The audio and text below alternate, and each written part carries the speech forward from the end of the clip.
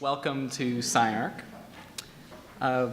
Cliff Garten Studio in Venice, California is a place where sculpture meets architecture, landscape, and engineering. Cliff often speaks of the expressive potential of infrastructure and of a next level in public art that will alter our culture's intentions toward infrastructure and/or communities. A significant part of this artistic project is to see infrastructure as something that approximates sculpture, or rather, to see infrastructure as sculpture that performs its functions, measuring the space and scale of the city, and satisfying our needs as well as our desires for a better-looking urban realm. Garten is the recipient of 2 individual artist fellowships from the National Endowment for the Arts, the Bush Foundation Fellowship for Individual Artists, the Bush Foundation Leadership Fellowship, and the Jerome Foundation Traveling Artist Grant. His civic sculptures have consistently been named best in the nation by the Americans for the Arts Public Art Network and have been cited for design excellence by the American Society of Landscape Architects. He holds a Master of Fine Arts in Sculpture from the Rhode Island School of Design and a Master of Landscape Architecture with distinction from the GSD. He is presently engaged in projects for the General Services Administration Federal Building in San Francisco, the Veterans Administration Hospital in Palo Alto, as well as the new wing to San Francisco General Hospital, the Ken Hahn Bridge for the Baldwin Hills Conservatory in Los Angeles, the new Denver, Colorado Crime Lab and city-scale lighting infrastructure projects in Arlington, Virginia and Calgary, Alberta, which he will show plans for tonight, as well as public art master plan for Minneapolis-St. Paul's Central Corridor Light Rail. Please welcome Cliff Garten.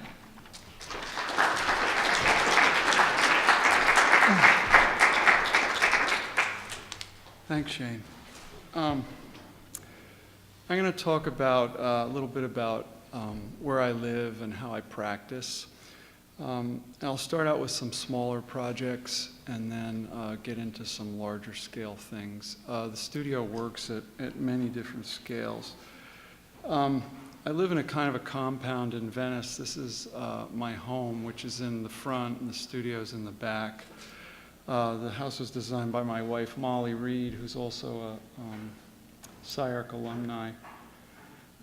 This is a wall in a large room in our house, which separates and divides, but kind of unites the room. And it's typical of the kind of thing that I do only in public, which is an intersection of my work into an existing space.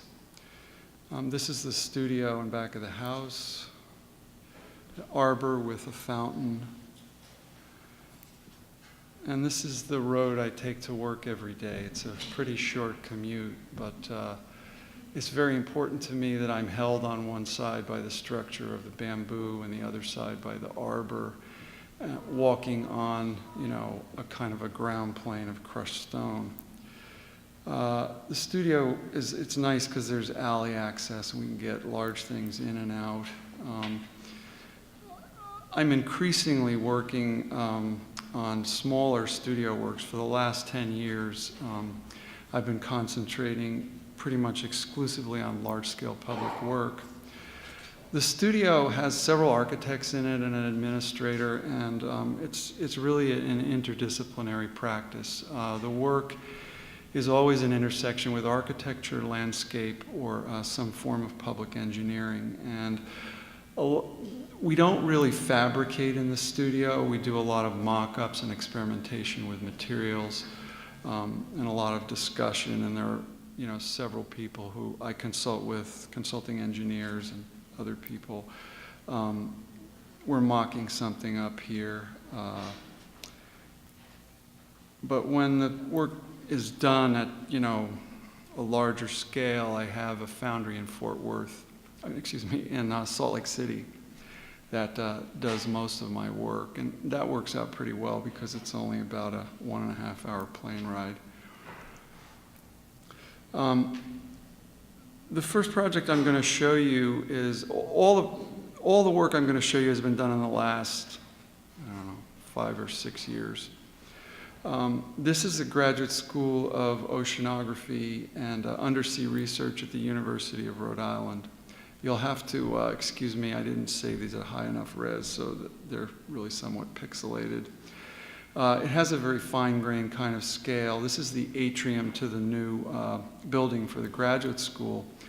It's on the eastern seaboard in Narragansett. One of the things that I do in my work is I really look at the context of the place, and I take the cues for the work from the site and the surrounding community. In this case, the curriculum of the school was undersea research. It's on the eastern seaboard, and I couldn't help but see this really sweet little church from the 19th century, which is, just right next to the school almost. And, the first thing I noticed was the light there isn't like the fat, lazy light in LA. It's very sharp, and it, kind of cracks. It's very different. I was also thinking about the reference material that is, worked with at the school, and schooling fish, captivated my attention. So this is the piece that hangs in the atrium, which is, I don't know, it's about 200 of these, which are on very fine cable, and they're laser cut plates, which are broken up and spaced. And you can see out here they have a view of Narragansett Bay, and so the idea was to install the piece in the atrium but not hang anything in the center of the atrium. So this is why it hugs the wall. It also works out very well in terms of the lighting, which is done with LED and changes slowly as the evening progresses. But it has a very nice integration with the building and looks good from inside and outside. And of course, the oceanographers love it because of the reference material that strikes home. I found out how to get a very silver light with LED on this project, which I was really pleased with. The shadowing on the wall is also, quite beautiful, but it really does get kind of aqueous and feel like the ocean, which has to do with the light and the shadowing. And it's a very concomitant surface and a very transparent one.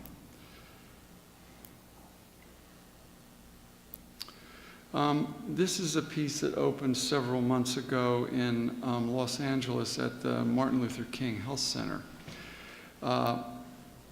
This is a health center which operates also as a kind of an outpatient clinic to monitor patients. And they have this lobby that you would walk into when you're going to your appointment. Obviously, it's very public.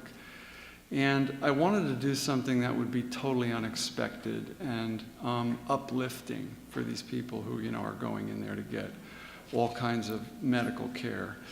And there is a laser cut sculpture hanging in the center of this wall. The wall is Venetian plaster, and the wall drawing is taken from the construction lines of modeling the piece digitally. So it really, and there's a drive-by element to this that the community and the client was very interested in. But really a lot of what I was investigating here sculpturally was how 2 dimensions collapse, 3 dimensions collapse into 2. And that, the piece itself becomes line like drawing, and at certain moments you can't tell what is the piece and what is the wall. So it's a very elusive kind of diaphanous thing, and, a really great thing to see when you enter this health center. This is also a piece in Los Angeles. It's finished about 2 years ago called Sentient Beings. It's kind of an entrance piece on the corner of Lankershim and Weddington in NoHo, North Hollywood, which is the arts district. There's an art school down here. This is a Jerde Partnership building put up by J.H. Snyder developers, and it was a project with a Los Angeles Community Redevelopment Agency. There are 8 of these, and they are volumes which are made of stainless steel rod and catch sunlight during the day. You can see the cage structure here. But at night they become illuminated with LED. So there is this aspect of something looking one way in the day and completely differently at night. And people really do like this piece and interact with it a lot. It's very approachable. It was intentionally anthropomorphic. It was intentionally distributed over the corner like this so that it not only was a sculpture, but it became a kind of place in the community. They look very different at different times of day and in different light.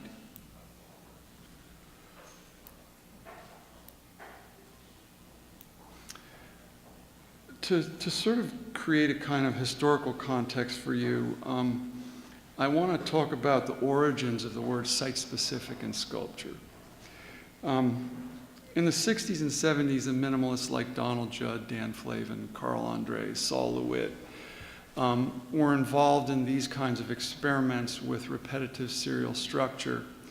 And the idea was an idea of a very reductive geometry that was done from industrial materials to question the hierarchy of bronze and other fine art forms. So it was a complete kind of dissembling of everything people had understood about fine art. And this sort of activity of what Judd called one thing following another actually led him into context, and context obviously led to architecture. Now, some of you have probably been to Marfa, but I don't think that I really ever understood Judd's project, and I knew a lot about it until I visited Marfa, because it's here in this old army base and munitions. This is a munitions building that he did a real masterpiece, which is 100 milled aluminum boxes put together at different angles, you know, kind of the same kind of rigor that LeWitt did with the open-ended cubes.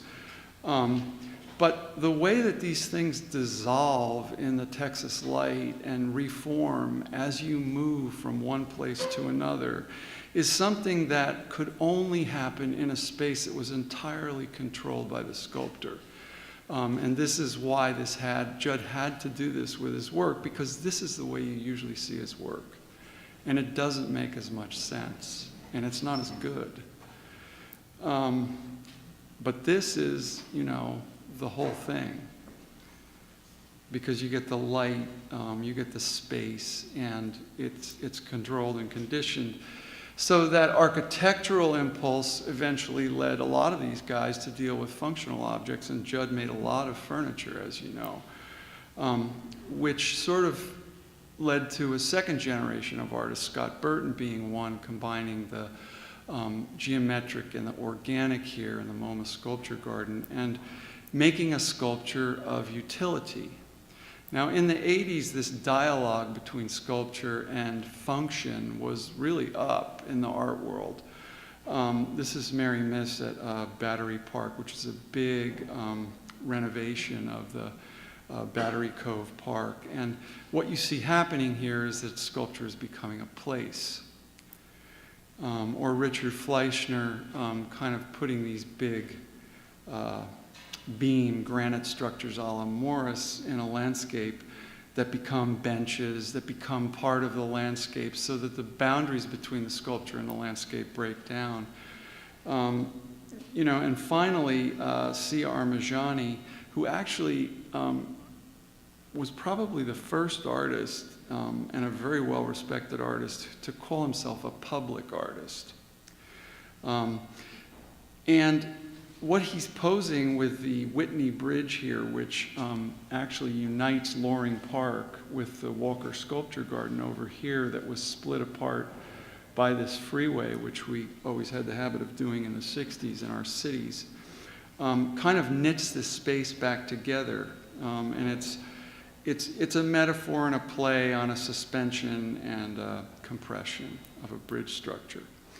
Now, infrastructure is something that I think is laden with possibility for sculpture in the public realm.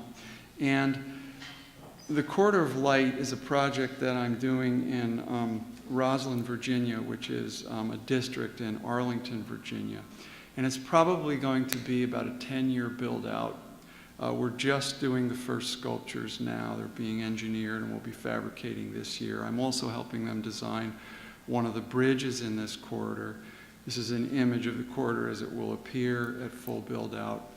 Rosslyn is a community which was often like the back door of DC, right? And now they realize they have these great views of the Potomac, and the real estate here is very valuable, which is very good because through a series of negotiations and ordinances and working with the city and the county, these are the projects that are going to fund the Corridor of Light. And the Corridor of Light is actually a public art plan for North Lynn Street in Rosslyn.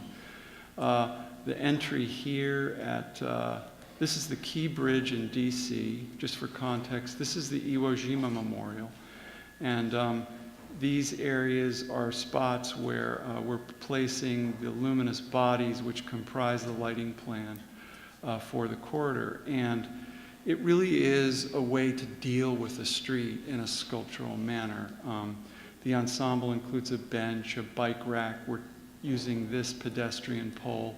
These are sculptures which are on the bridges, and these sculptures are at the four corners of 3 of the intersections. These are SLS models that I print of the work to study it, both for engineering purposes and aesthetic purposes. This is the bridge sculpture. These are the sculptures at mid-block. Here you can see a model of the pedestrian light. Here's the bench. But the idea that we are creating an image for an entire street and changing these street lights out for these new ones, which is helping the county change over from the lighting they have now to LED lighting, to create this entire corridor and complete experience of North Lynn Street, which will really change the way that Rosslyn is perceived as a community. So it's a very large project, which is a partnership with Arlington Public Art, the Rosslyn Business Improvement District, the Rosslyn Renaissance, and other organizations. To do the kind of sculpture that I want to do, which is sculpture which deals with the city at the scale of the city, this type of urban plan and approach is quite necessary because you have to sell your project. So here are the spots, and this is one of the pieces at mid-block. You can see it's a volume within a volume. The exterior volume will be illuminated with one color LED light, and this inner core will glow. And here you can see the structure. Now, I'm working with Borough Happold a lot. As things got more complex, I had to sort of up the ante with the engineering. We couldn't just shake it to see if it stood up. And we're going to be able to engineer this with no center supports. It'll all be these, there'll be more of these, but these structural rings. And at a much larger scale, probably about that high, they'll look like these, only with multiple colors operating. And of course, the idea is that the community can take possession of the work in a certain respect and program the work. And the sculpture can take that, and I'm fine with that. That's part of its function. But it really kind of turns the idea of lighting infrastructure on its head and gives the street in Rosslyn an entirely new complexion. And they'll, of course, look like that, catching sunlight during the day. The idea of working in the public realm like this often means that sculpture has to take a back seat to the activities that are going on. And it's the kind of thing, it has a very small footprint so that people can move around it. The other thing about this district is that it's always been kind of sandwiched between the monumentality of Arlington and the monumentality of DC, which is, for some reasons why it's been forgotten. And through my work, I wanted to address that. So that kind of hierarchical monumentality of opacity that you see in Washington, D.C. and Arlington was kind of challenged with this monumentality of transparency. And the classical sort of vase shape and figurative shape is a direct reference to the sort of figuration that you see throughout Washington. So there's this very subtle tie-in to, the rest of the community there. And, I'm really interested in working on the street where, as an artist, killing the father isn't a big issue, but putting something out there that people see and walk around and use every day, and that actually is performative, is a challenge. And, one of the things that I'm dealing with is what I consider to be the unfinished project in minimal sculpture. Because these pieces are made with industrial material, they exist in series over time, over the street, which is the way they're read as you're traveling. And they also deal with light and phenomenal perception. And I believe that not only for minimal sculpture, but in terms of a next phase of public art, infrastructure is actually the thing where not only the money is, but the great expressive potential for sculpture is.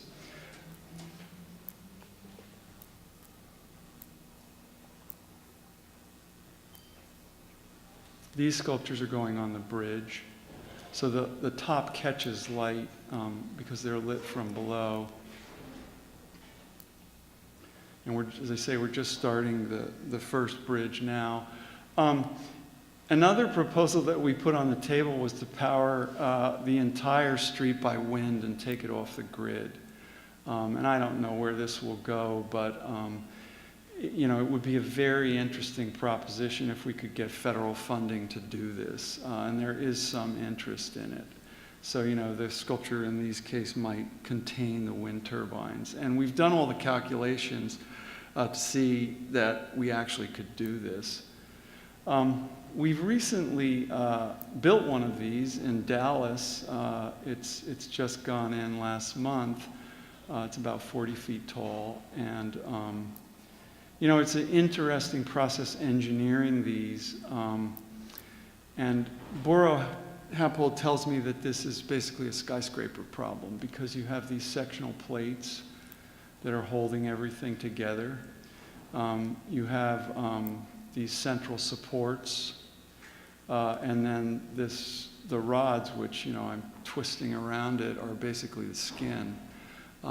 So Greg Otto and I have a lot of fun playing with that.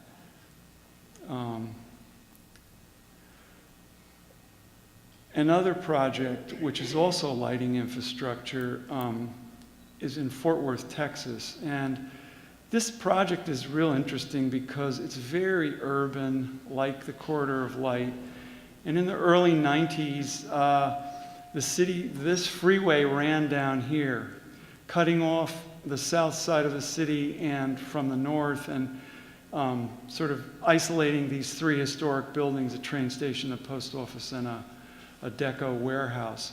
So to the tune of about $500 million, the city moved the freeway over here to save these three buildings. And they established this district as a tax increment finance district. This is the train station. It's like Deco Baroque. This is very beautiful architecture. This is the restored lobby. So these buildings are very important, and the buildings are where I look to take the cues to construct the references for the sculpture. So we really looked at the details of the buildings, and we sectioned parts of the buildings and created a series of these plates, which were water jet cut from 8-gauge stainless steel. There's a stack of them and then stacked, and we were doing this in the studio to experiment with how they would take light. And this is the tower, which is about 40 feet tall. It's a very technical thing, constructing one of these things.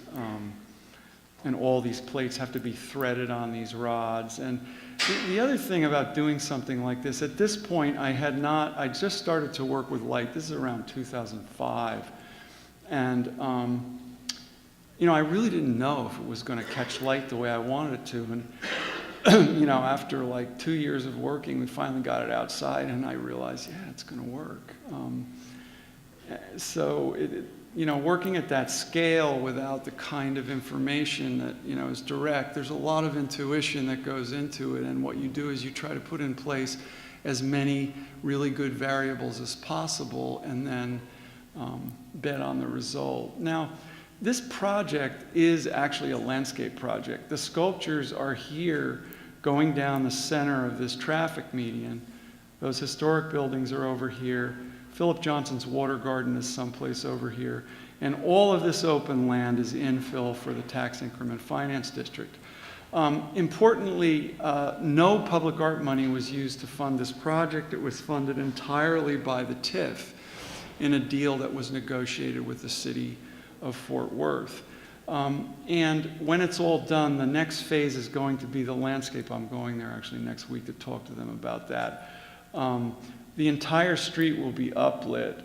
There'll be white Natchez crepe myrtle on all these medians. And you can see the sculptures here that are just kind of a wisp. The interesting thing about the sculptures is how they appear in different types of light. And when the angle of the sun is low, they really do glow and light themselves. Obviously not all the time, but early in the morning and late in the evening, and they can go from silver like that to bronze. This side is the side, the light is coming from this side, so it appears differently on both sides. And at night, they're illuminated with LED. And this is the mayor's favorite, that's TCU purple. And they shine that on when they win. So again, it's the idea that the city can take possession of the art by programming it for city events.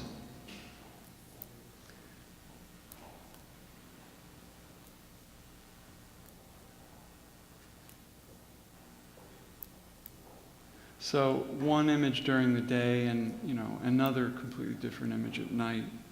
I'll explain this a little bit later, but when I do a sculpture now, I'm generally doing a print with it, and this was the print for the Avenue of Light in Fort Worth. A lot of the work that I do is landscape oriented.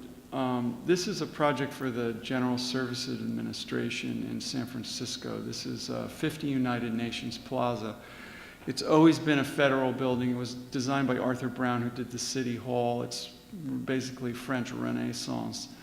But you enter in off of United Nations Plaza into this, very heavy coffered ceiling lobby. It's really quite beautiful. And then you walk through these double doors into this courtyard, which at the beginning was all overgrown, but we've cleared it out now. Down these stone steps, looking across to another set of stone steps. And you have this 20,000 square foot courtyard. What I did through the art and architecture program for this project was to design this courtyard. It's they're retrofitting the building seismically. All the windows are operable. There's some really cool stuff that they've done with the architecture for ventilation. It's a LEED Gold project. The GSA is their own landlord, and they're very proud of this. The thing is that when you get into that courtyard, and you go through this classical situation, you're hit with this grove of white birch, which is very delicate. And underneath that is the story on the ground plane, which is retaining an aspect of its classicism and its bilateral symmetry, which is what the client wanted. And then there are these several layers, the grove of birch. There's a series of sculptural benches which fit into this patterning of poured concrete strips in a bed of DG with low light, low water ground cover. And sculpturally, it was a new material for me. These are going to be made of cast recycled concrete.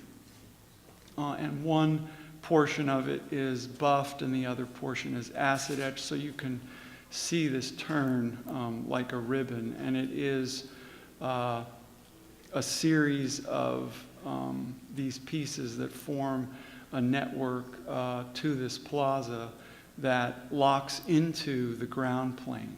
So you can see the darker benches here. And this is the way it works. DG. But they kind of lead you to the steps.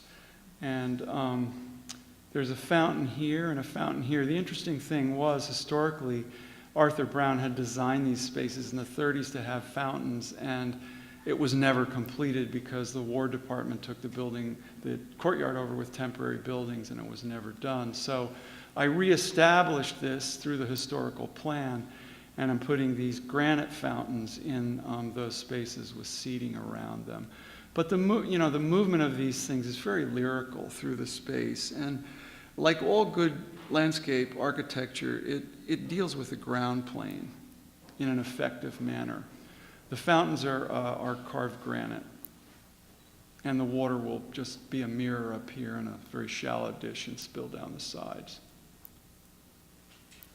So the GSA is very happy with that. Another landscape project is for one of the largest developers in Silicon Valley, the J. Paul Company. This is Sunnyvale. It was a 74 acres, 2 parcels. I designed most of the landscape with their landscape architects and the entries to all these 7 buildings, as well as this earthwork in the first parcel, which you can see here, which is about 250 feet long and establishes a kind of a center for the corporate campus. These granite walls lie back to let you in. This path cuts between public and private space. Of course, the developer's doing this because he has a public art requirement he has to satisfy. They were smart enough to get me and use that money to leverage their landscape into a much, higher register than they could have had otherwise, because now it's sculpture. But this goes to the light rail, so it actually is a public right-of-way through the private development. It's a space that's like for passive sitting, recreation, but it also is very much held between earth and sky. The berm is about 10 feet high. And these are fully mature Platanus acerifolia that we planted on the top of the berm. The center is very finely mown grass, and the sides are Festuca rubris, so there's this kind of real big textural change in the place. This is the exterior. We also work with them to establish swales that clean all this runoff from the roofs of the buildings. Here's one of the entries to one of the buildings, and each entry had these fountains, which are carved granite with seating. This is the green fossil fountain. Its companion is over here. And all these fountains are joined by landscape materials, so that the entire landscape with the sculpture is what I call landscape sculpture at the entry to every building. This is the top of that fountain. Now, curiously, these are designed digitally, but when we go to make them, we're back to just carving stone. They were fabricated in China. These fellows are incredibly skilled people. I gave them more complicated pieces every time I got a container back, and in the end they were making spirals, and they all came back perfect. And it's just these guys with Makita grinders. This is another entry to one of those buildings, and it's 2 bronzes. This is 20 feet tall with a fountain joined by these berms planted with Festuca rubra. So, you can understand the vocabulary of the relationship of the landscape to the forms of the sculpture.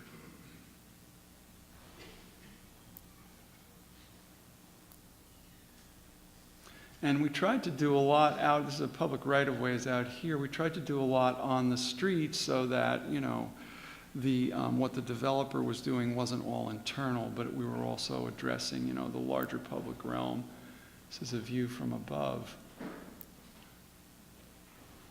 Now, I wanted to talk a little bit about this whole idea of digital fabrication. I had never thought that the computer would enter my practice the way it has. But I quickly realized that if I used it, I could draw things that I couldn't normally draw and investigate things in ways that I could never have investigated them had I not had that. So it's a way to go, and the programs, as you all know, are so gooey now, it's almost like having clay.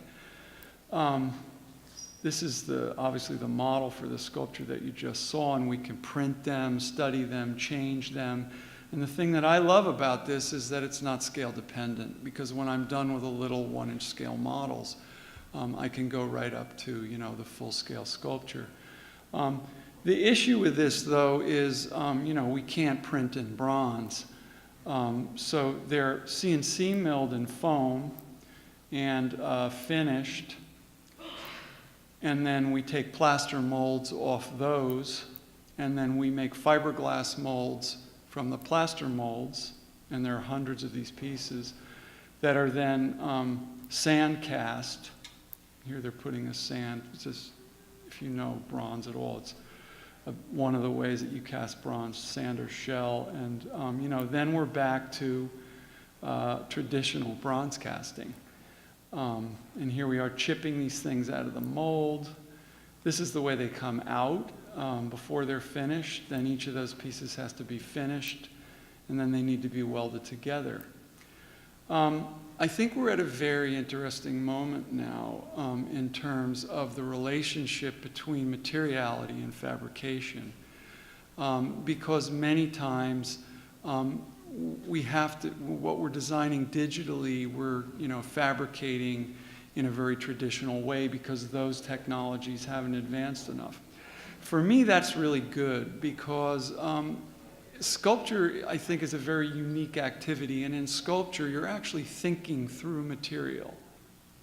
So this is the finishing process for the piece, patina, and final getting it outside, looking at it.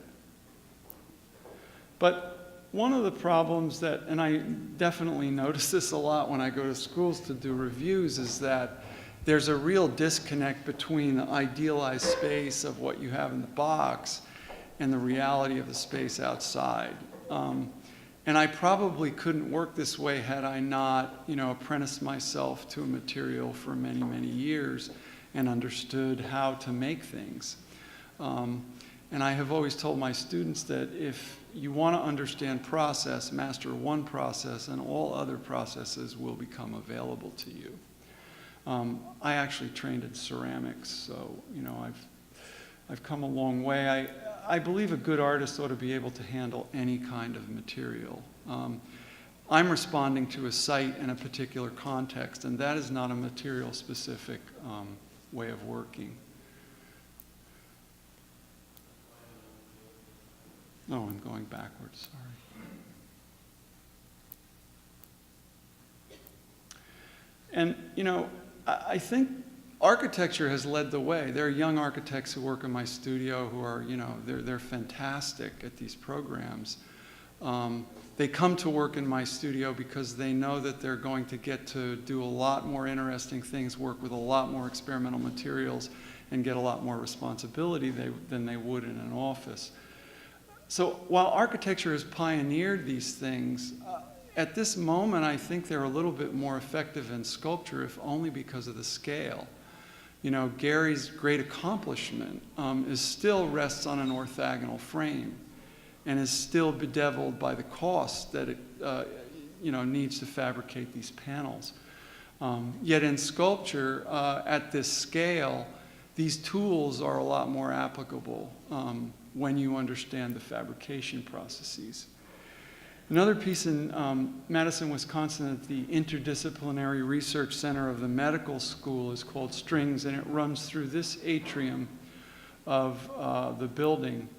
And it's about 7 stories high. These are double height spaces. The scientists work in labs out here, and they come into these community spaces to talk, and they're called collaborative spaces. Now, again, for me, the work really arises out of the context in which it's made. And when I do a project in a facility like this, I do a lot of talking to the people who work there. And one of the things they showed me was this image of a protein called a myosin heavy chain, which is responsible for muscle contraction. But they work with electron microscopes at this incredibly fine scale. And I thought, wouldn't it be interesting if I could take that scale and make it geologic? And so the idea of running these strings or columns through the building really took hold. And there was a very narrow sleeve because these spaces are divided by balconies. So we had a very narrow sleeve to work with. Also, another reason why the computer is so useful. But they're imaged in the computer like this, but then sectioned. And the piece is a series of plates strung on cables. And this is below where the light from the atrium comes in during the day and illuminates the piece. And you can actually look up into it. And on a cloudy day or at dusk, when the UV light, the sunlight, mixes with the LED, it's really quite beautiful with the blushes. And you can look straight up, 30 feet into the piece. So it's a little like having that biology at this really large scale. And the forms of the pieces are very interesting, both in terms of interiority and exteriority. And because of the way they're fabricated, they remain ultimately transparent and responsive to light and the environment. And at night, the LED takes over, which is very different than dusk or the day. So here you can see it running through the building. Here's one of the balconies. And the structure is basically a form which is sectioned into plates, and then a filigree is cut out of those. And you can see us installing it here, and there are all these little blocks in between, which are spacers. And then we lift it up, and when we lift it up and tie it off, that structure becomes rigid and very transparent. I'm very interested in volumetric structures that have this transparency and can interact with light.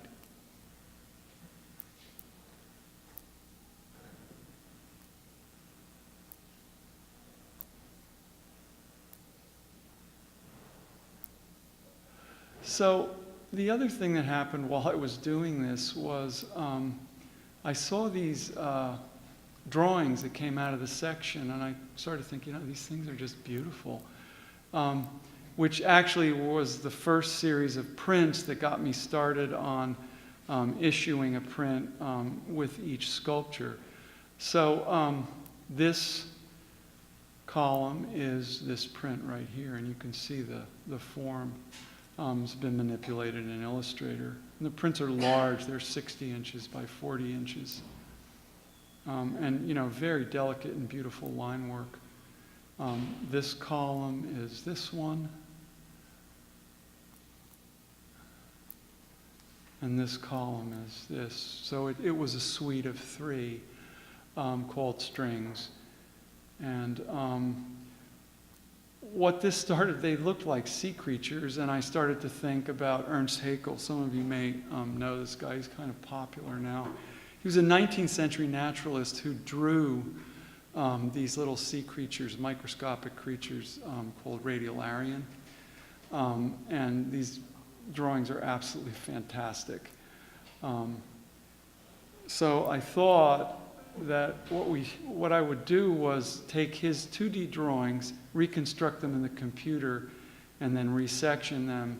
And these are 3 prints in a suite of, there's about 30 prints called Radiolarian. I have now started to integrate these with other media. I'm watercoloring the backgrounds and then digitally printing over it. So it still has a ways to go. And I like the idea of issuing, this 2D piece with the 3D. Going back to infrastructure, this is a bridge over La Cienega at the Baldwin Hills Conservancy, which is one of the largest remaining open spaces in Los Angeles. It's a landscape of recreation and production. There's a sedge ecology, which is largely the native ecology of this place, which includes a lot of, low-growing plants, arid plants, and reptiles. This is one of the little characters in that landscape, and again, looking, this bridge is actually the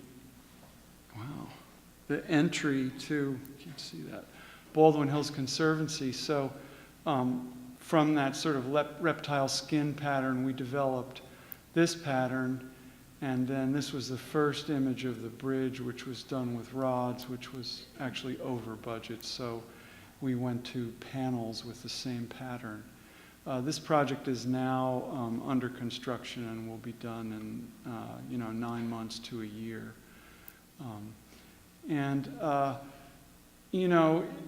It's a pretty dismal little bridge now, but with the addition of these panels, it becomes a way to celebrate the entryway to the Conservancy.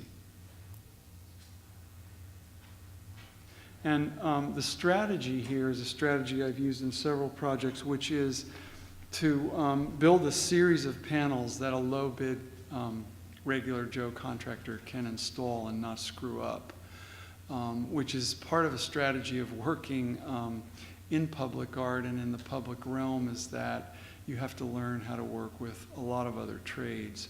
And my studio is organized between an atelier and an architect's office for that very reason, because we take the projects through fabrication and CD, and we're very effective at working with agencies and contractors. The second bridge I did, that was the third, is called Sammamish Meander, and it's in Redmond, Washington, over the Sammamish River. Now, this is the bridge. What's really interesting about a project like this is, you're selected as the lead artist for the project, and then you ask the engineer for a set of drawings, and you say, what does the bridge look like? And this is it. That's all you get. And the reason is because they know what the bridge looks like because they've built it 50 times before. The public realm is largely built by engineers, and engineers have a particular kind of culture in this country. It's a culture which is changing. Just the fact that, I was there working with the King County Division of Roads and Bridges, and Dim Jim, who was the consulting engineer, was a big step for them. So, this was a big deal for them to be able to do this. So we selected this bridge type out of 3 types. And I designed these sort of pop-outs so you could get out, have a pedestrian space on the deck, and this railing system in here, which refers to the braided streams and oxbowing of the Sammamish River, which isn't that way anymore. And obviously, it's also serving this trail on the Sammamish River, which is the most used trail in the entire Seattle area. So it's nice to be able to, relate the passage over the bridge with the passage under the bridge. So a small change, but a sort of a big step for them. And if you don't know it, the King County of what's called Floriculture Public Art Program is one of the longest running public art programs in the nation. Here's the deck, and this is what's called the BP rail, which is normally galvanized, but I made it part of the entire elevation of the bridge. Even at that, we had to go through all kinds of codes and challenge the existing set of assumptions about what that could be, because there are a lot of assumptions about infrastructure. It was built with architectural channel that was not bent but stretch formed. It's really impeccable curves. And in here, I was going to have a text which was the history of the Sammamish River and how the Army Corps of Engineers straightened the river, so that you could go on the bridge deck and read that poetry about that place, but that was too controversial, so we didn't do that. But, we did do a good project. This is a project in Calgary, Alberta. And it's 2 gateway stations for the 7th Avenue Light Rail that traverses the center of Calgary. When I got into the project, there are these canopies, which are actually quite nice, out of galvanized and glass, and they are illuminated with LED. And they really weren't doing anything with that. And the idea was to pick up on that. And by putting 4 sculptures, 2 at the end of each station, and a series of hanging sculptures under these canopies, we changed the whole order of what was happening at the stations. This is one of the sculptures. It's configured off of the idea of, the vocabulary of rail. And so it's a cruciform which begins on this base and then rotates as it goes up to the top, which then makes the whole structure twist, and you get these beautiful moires, which is reminiscent of this kind of crisscrossing of tracks. And here's the SLS model of that. This will be done in stainless steel rod. It's about 25 feet tall. Here's the full model. So as you shift around it, you get these different patterns and moires, and then in the day it functions by catching sunlight, much like these other ones that we've talked about. And you see here they are at the entry to the station. There's 2 back here. These are the pieces that hang in the canopy. But what happens is that the whole ensemble of the hanging pieces and the luminous bodies changes as the train arrives. So the whole thing lights up and then changes again while the train is waiting, and again as it departs. So, the idea that sculpture can actually be integrated into this transportation infrastructure and become part of the whole scenario and the scene and what's happening, and cue the public to arrival and departure of trains is, a very interesting proposition. And this is probably a project which we're just starting. It'll be done in about 1.5 years. But the transparency of these is very important. I'm interested in the idea that, they do go away in some instances, and the city does come through these things. And they do fit in terms of their scale and in terms of what they do into this site. And it was important to try to establish some kind of series along the, under the canopy, much like the Japanese lanterns that you would see, and that they change color. And also the view from inside the train was equally important. So we mapped out the diurnal cycle, and it's dark there a lot of the year, so you will see the light a lot of the time, except in the summer when it never gets dark. But these bars then are city holidays, so that we were mapping out for the city how the sculpture could be used in the context of the civic infrastructure, not only as an improvement, visual improvement, but to beautify it.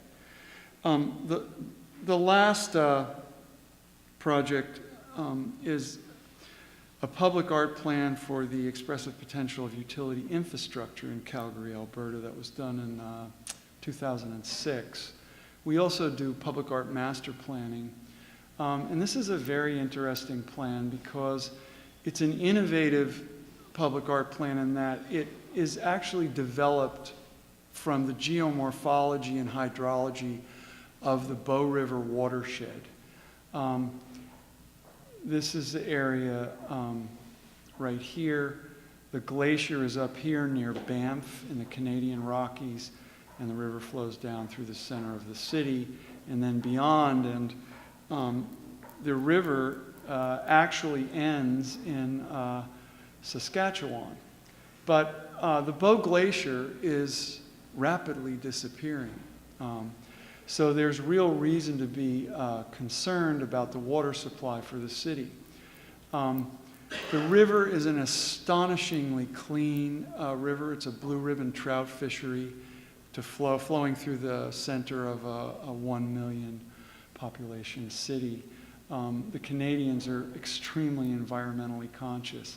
But the idea here was to create a series of sites along the Bow River with events like parks, sewage treatment plants, the Pierce Weir, which is being deconstructed, and to create a whole series of art projects that talk about water rights and responsibilities in an age of climate change. So through meetings with the city and the community, all of these candidate sites were selected, and this is probably like a 20-year plan, so only like temporary and smaller projects have been done so far, but we used a lot of GIS mapping to understand communities, topography, recreational spaces, and put that information together in selecting the sites. This is the Pierce Weir that channels water to the Western Agricultural District, then it will be removed to establish a migratory pattern for fish. And Lorna Jordan, who is an artist from Seattle who does a lot with water, has been selected to do that project. It's just actually an extremely beautiful river. So rather than seeing the public art on a case-by-case basis, this is a plan that sees it as a series of events that, after this 20 or 30-year build-out, all become comprehensible in terms of the structure of the river and the watershed. And one of the first projects is called the Outfall Project, where a group of artists have been asked to come in and take all of these outfalls, which have this engineering language and are just like these cement culverts into the Bow River. There's about 250 of these actually, into a kind of a poetic statement. So these will be changed in different ways. This engineering language will be replaced by a visual one that might be poetic. This is the new water center for the UEP. It has a project by an artist named Thomas Sayer, who built these large earthen structures that gather water and redistribute it through that landscape. And so now there's a lot of sort of educational initiatives that have come out of the plan. And they have a temporary festival every summer called Watermarks. This is called the River of Light by Chromatosphere, a group from London, which was an evening where these glowing spheres floated through the Bow River.